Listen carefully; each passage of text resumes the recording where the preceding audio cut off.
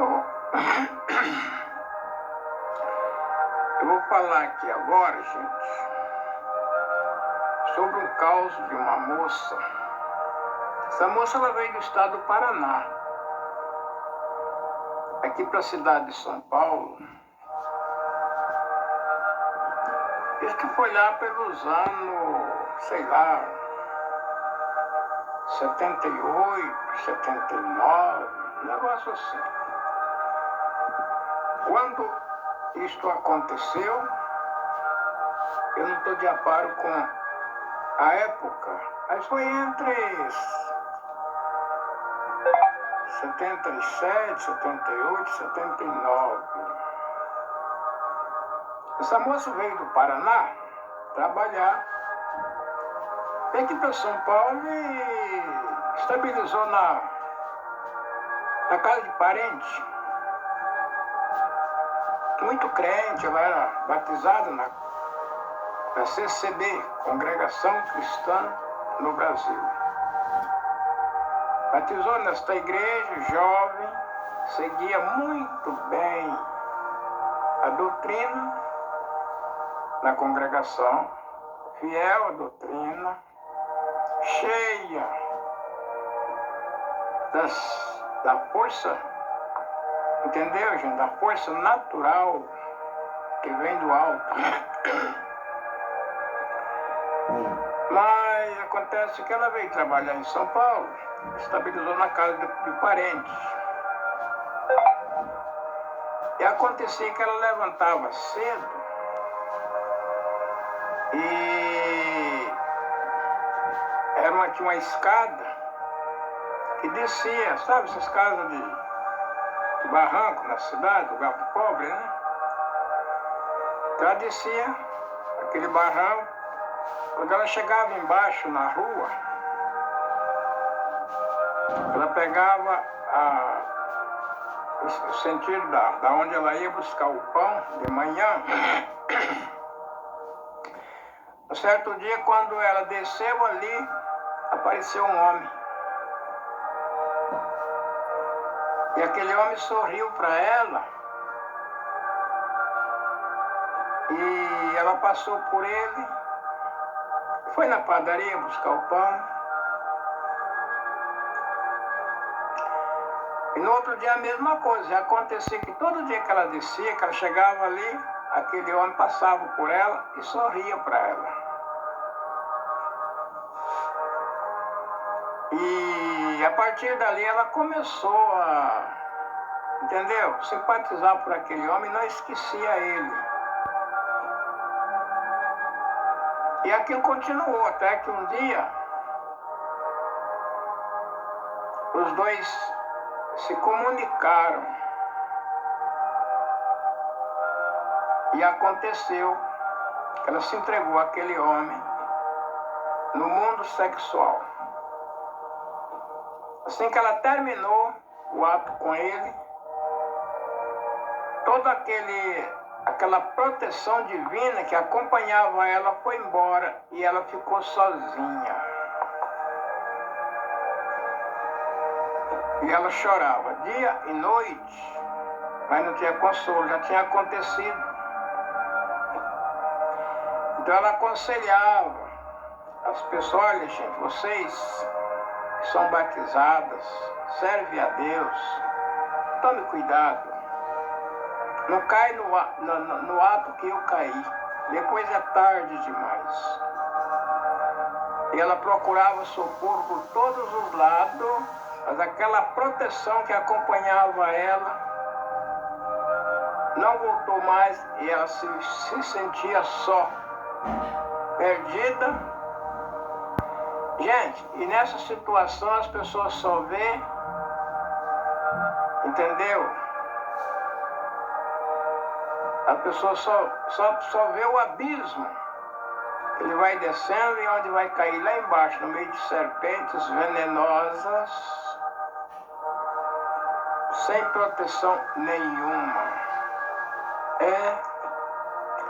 Eu sou testemunha disso, que eu já passei por processo semelhante. Caí no meio de serpentes venenosas, vi cobras venenosas. leões famintos. Gente, crocodilos. Imagina você cair numa lagoa, só tem crocodilo. Quando você sai na terra, só tem leões famintos, querendo te abraçar e te estraçalhar.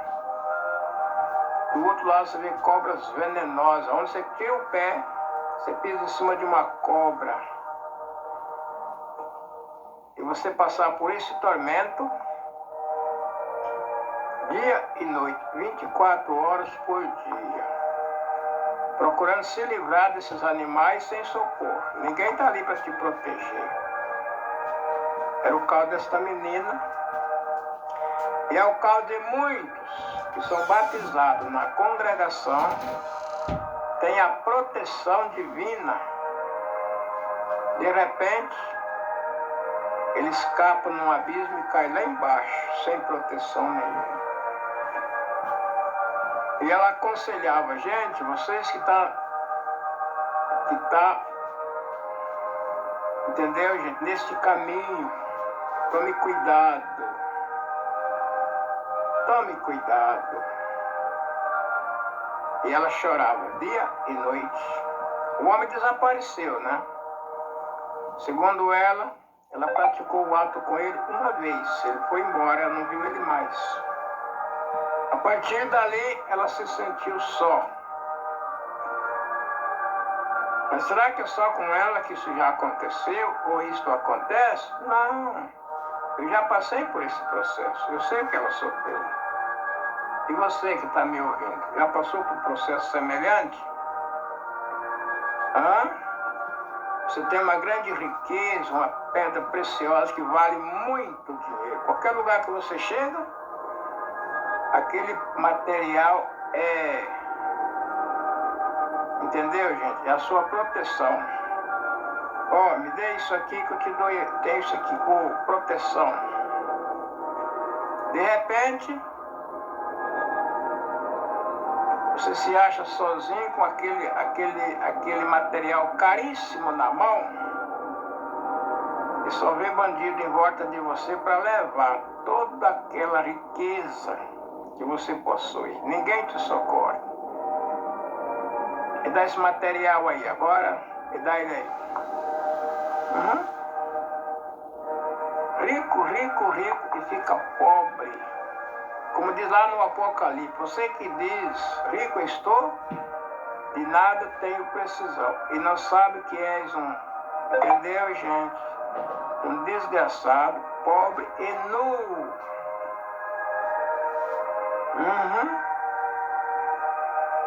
Quando você é chamado por Jesus Cristo,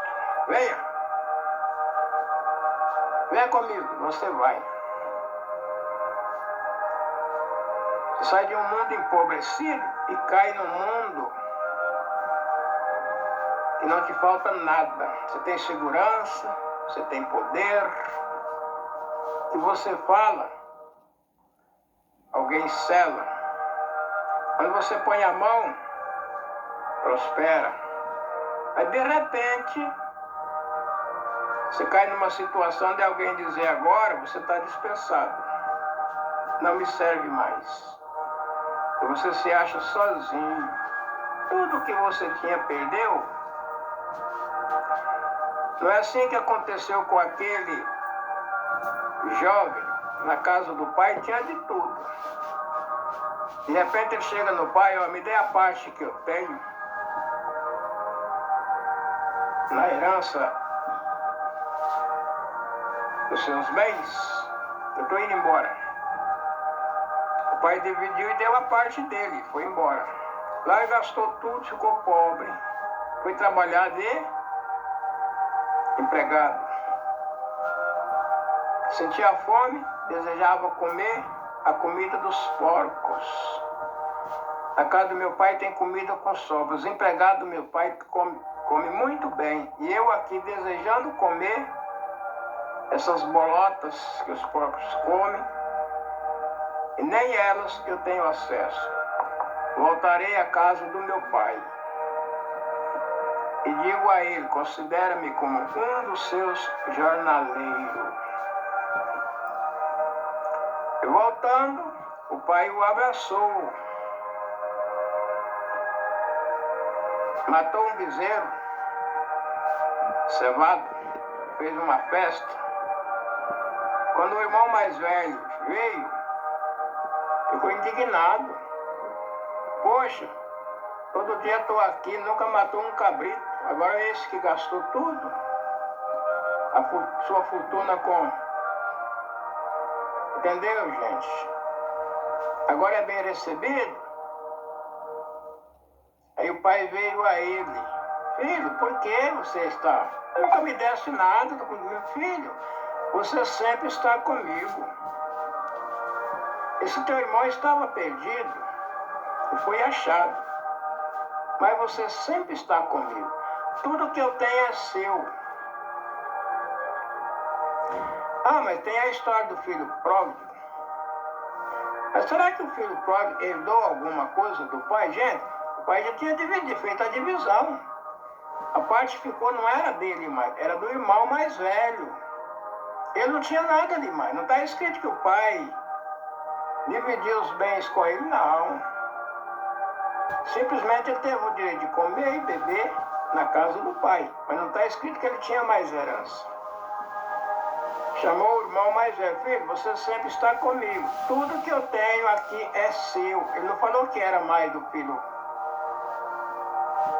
que estava perdido e apareceu de volta. Não. Não, tudo que eu tenho aqui agora é seu e do seu irmão. Não, meu filho, você sempre está comigo. Tudo que eu tenho aqui é seu. O outro tinha o direito simplesmente de comer e beber.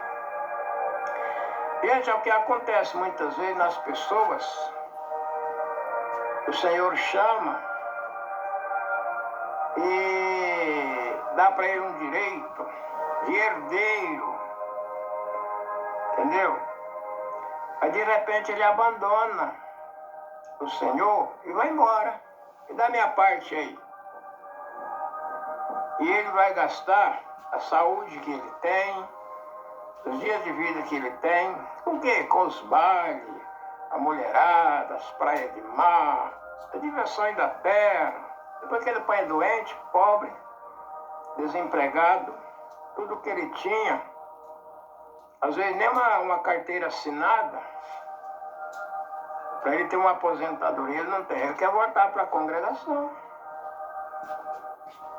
Entendeu? Então ele quer voltar para a congregação. Eu vou voltar, mas ele volta. Ele tem o direito de quem comer. Vem a palavra, ele come, recebe. Mas não está escrito que ele tem mais herdade. Temos que tomar muito cuidado, gente. Se chama desobediência para a morte. Entrar na congregação, sentar lá, vem a palavra e alimentar ele é uma coisa. Ele ter herdade, herança eterna com o Pai é outra coisa. Ser crente é uma coisa, gente. Entrar no céu é outra coisa. A terra está cheia de crente. Mas são poucos os que vai ser recebido quando o Senhor disser assim: vinde, benditos de meu Pai. Possuir por herança o reino que vos é preparado desde a fundação do mundo. E aqueles que têm dentro dele a fé, a esperança e o amor, esses três são um. E através desses três, entendeu, gente? São dons que os céus dispensam na terra. Bem-aventurado aquele que tiver dentro dele o privilégio de ter no coração a fé. A fé é um depósito, gente, que é colocado no crédito do crente. Pela fé, ele faz tudo. É assim que está escrito lá no a carta que o Paulo escreveu aos Hebreus, pela fé, Abraão saiu sem saber para onde ia, pela fé. Entendeu, gente? Aconteceu isto e aconteceu aquilo. Alguém recebeu seus mortos.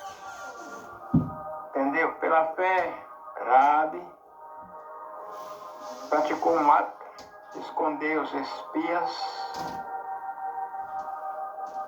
E assim é colocado ali o poder da fé. O que é a fé, gente? É um depósito. Você abre uma conta no banco, mas você não tem dinheiro. Então o banco deposita um limite na sua conta. Até 200 mil você pode gastar que o banco paga. Você compra sem dinheiro, passa o cartão, o banco aprova. Entendeu? Assim é a fé. Você não tem crédito, Deus deposita um crédito na sua, entendeu, gente? Na sua vida espiritual. Você tem o limite da fé.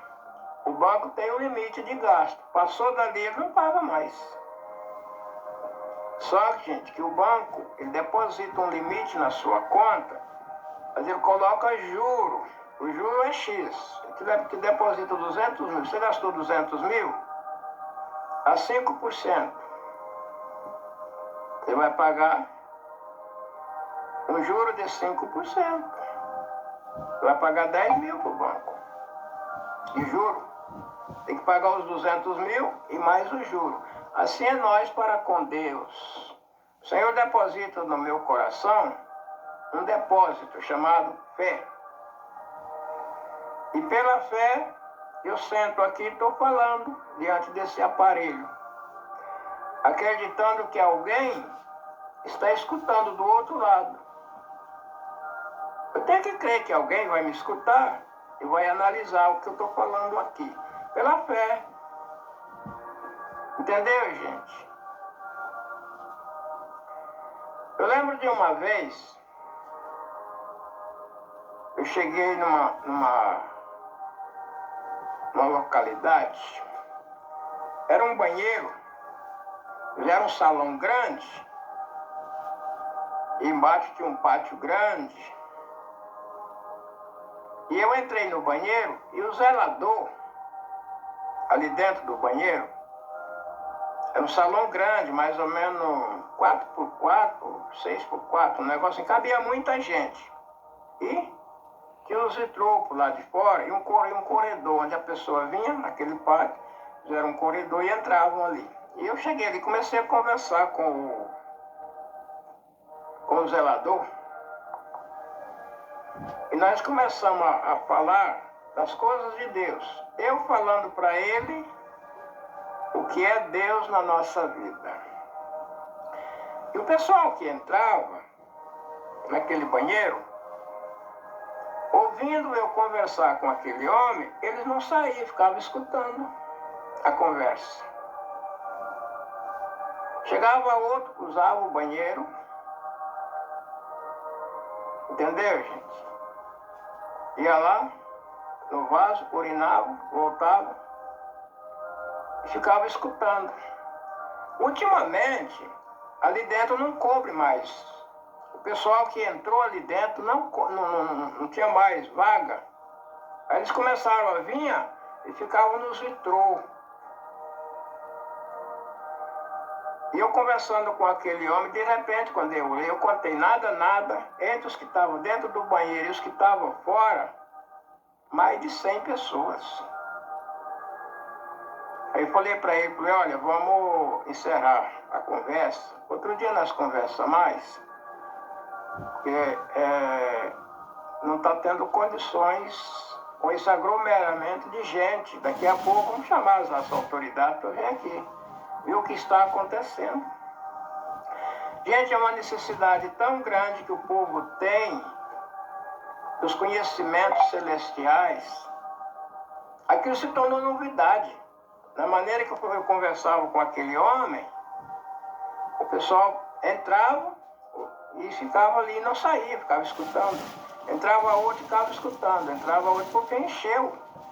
Era um cômodo pequeno, 6x4 por ali, onde dava ali uns 20 metros quadrados.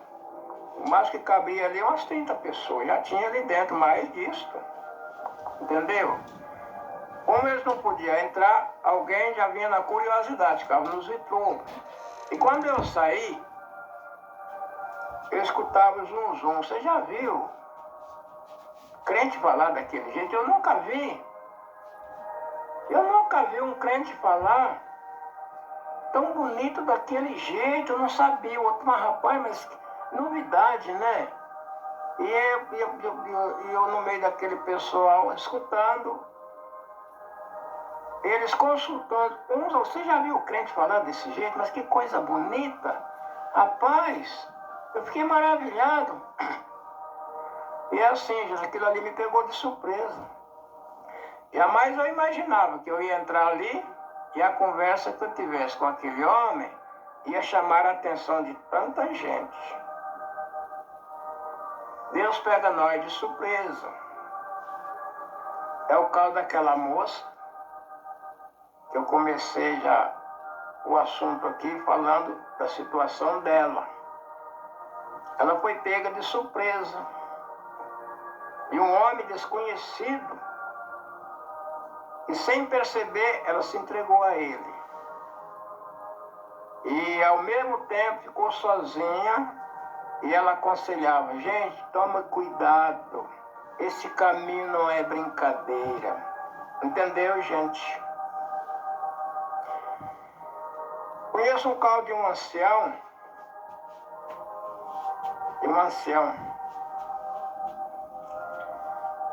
ele começou, casou e morava no sítio, numa casinha coberta de paia de coqueiro, cercada de casca de peroba. E morando ali com a esposa, naquela situação bem pobrezinha, e os dois eram batizados na congregação cristã no Brasil. Seguia a igreja segundo a fé e doutrina que tem os seguidores desta igreja. Dali ele mudou para Maringá, cidade de Maringá, no Paraná. Já depois de casado, novinho de casado, ele arrumou um emprego numa firma. E ao mesmo tempo, na congregação que ele fazia comunidade, ele foi separado para cooperador. Mais tarde ele foi para o Ministério de Ancião. E com o passar do tempo, ele foi crescendo na empresa que ele trabalhava, se tornou ali diretor, gerente naquela empresa, um bom salário.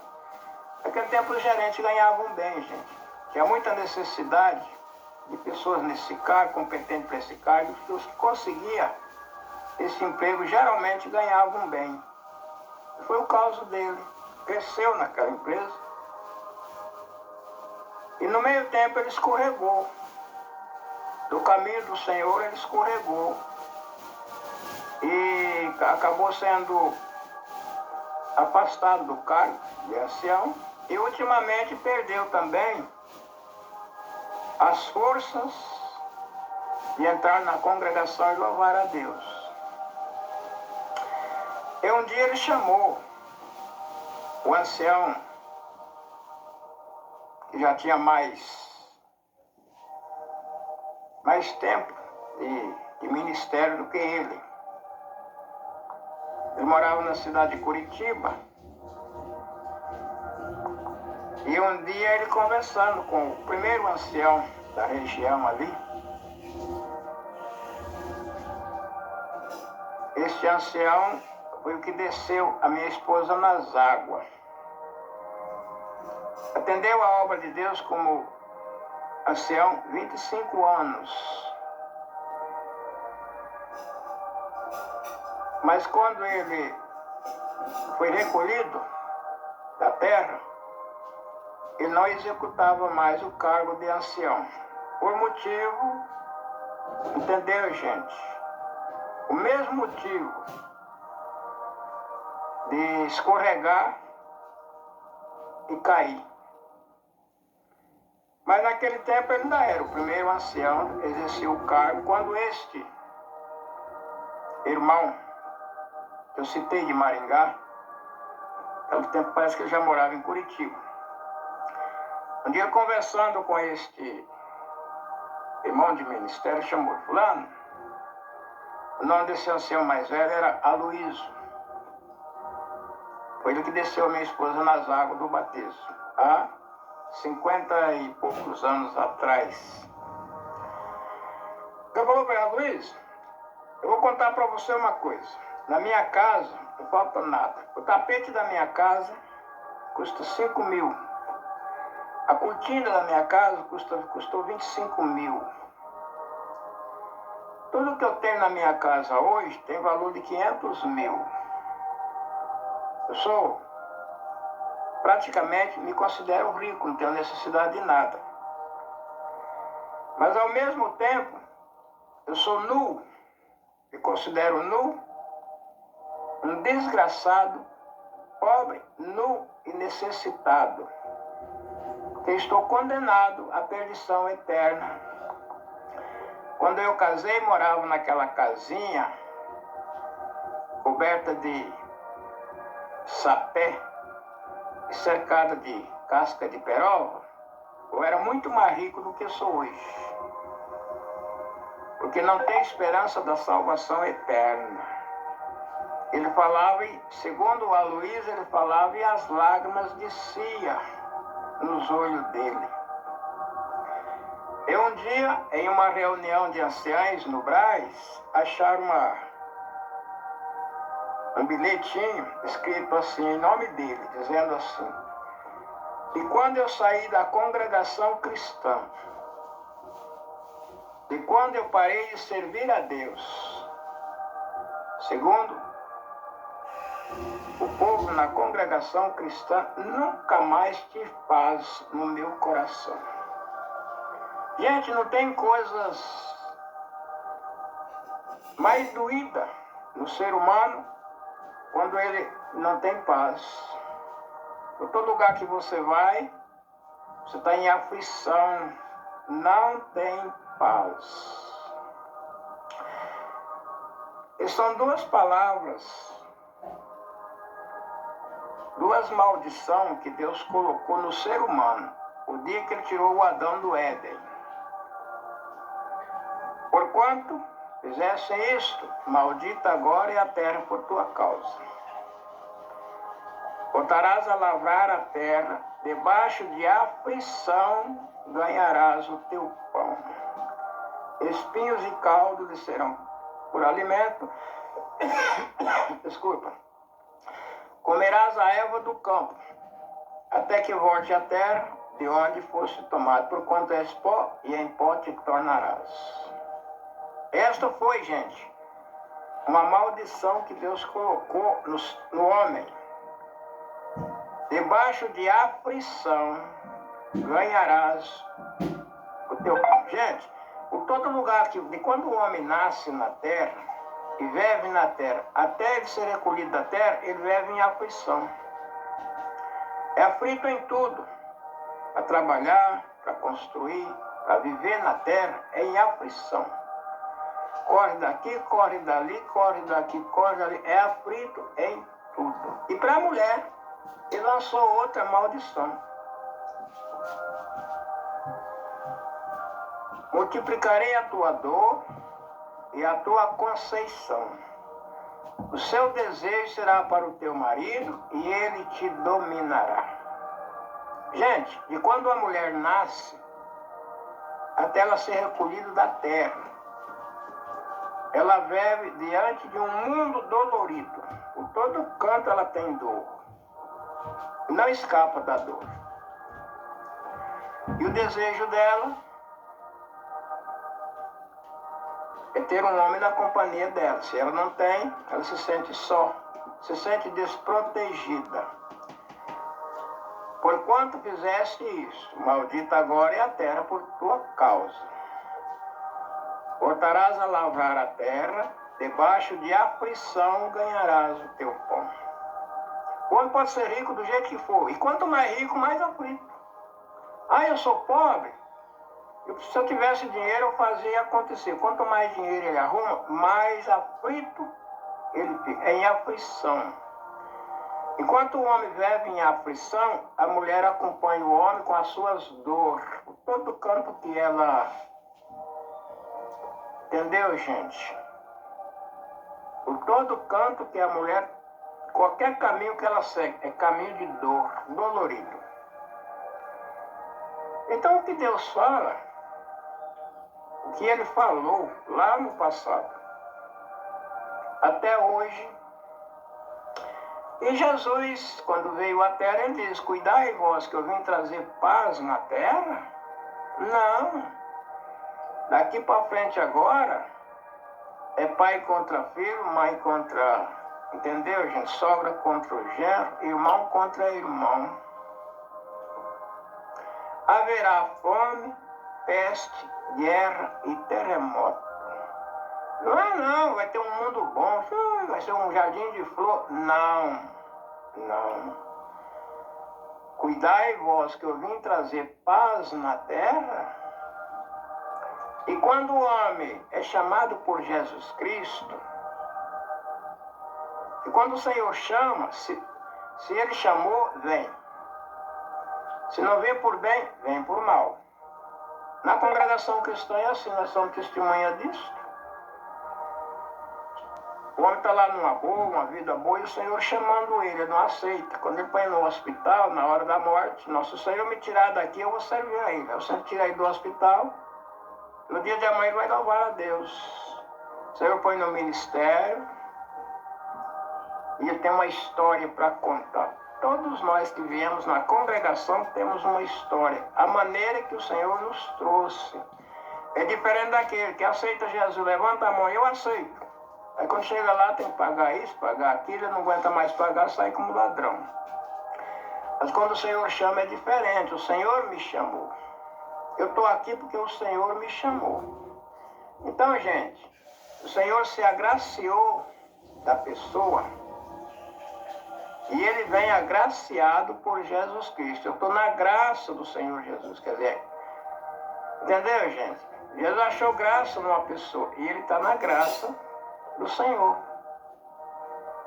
Enquanto ele permanecer em obediência, ele permanece na graça do Senhor Jesus. E o povo ignora isso. Ah, mas a congregação é a graça? Claro, a congregação de Cristo é os agraciados de Jesus Cristo que ficam lá. Os que vêm por conta própria, não, eu não estou aqui porque não, eu estou aqui porque eu quis estar aqui. Eu quis me batizar, eu batizei. Não, agora tem aqui, não, eu me batizei porque o Senhor me chamou. E aí, o que você me diz? Quando morava naquela casinha coberta de sapé, cercada de casca de peroba, pobrezinho, eu era muito mais rico do que eu sou hoje.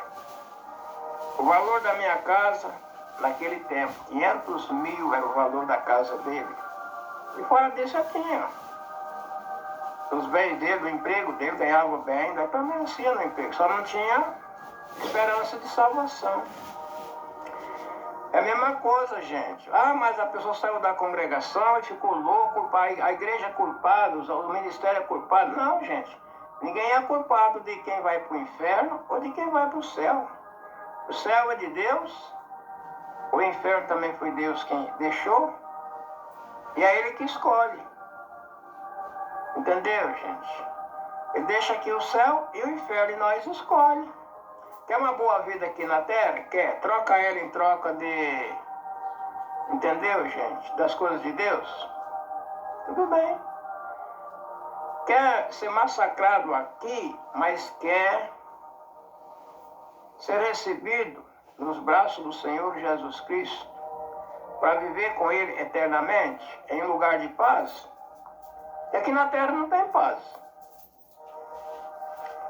E quando eu nasci até aqui, eu nunca vi o mundo em paz. Só vejo guerra, brigas, morte, roubo, entendeu, gente? Desobediência às leis da natureza.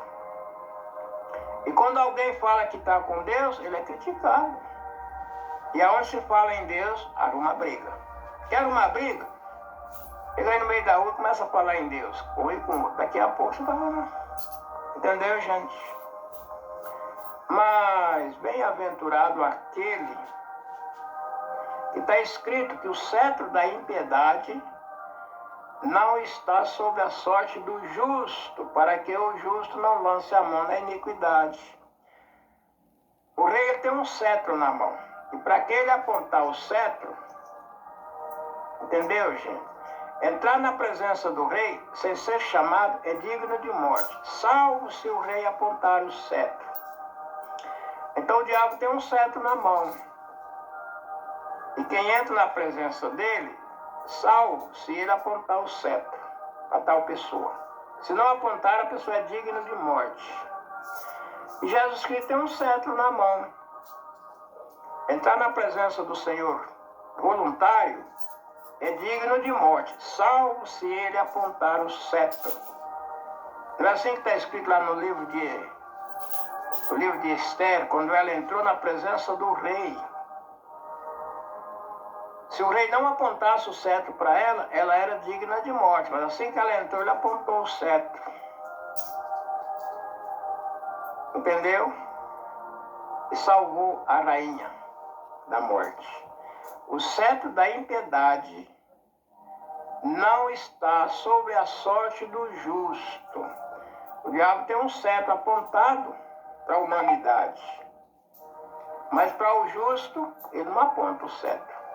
Então o justo diante desse mundo aqui, ele é digno de morte.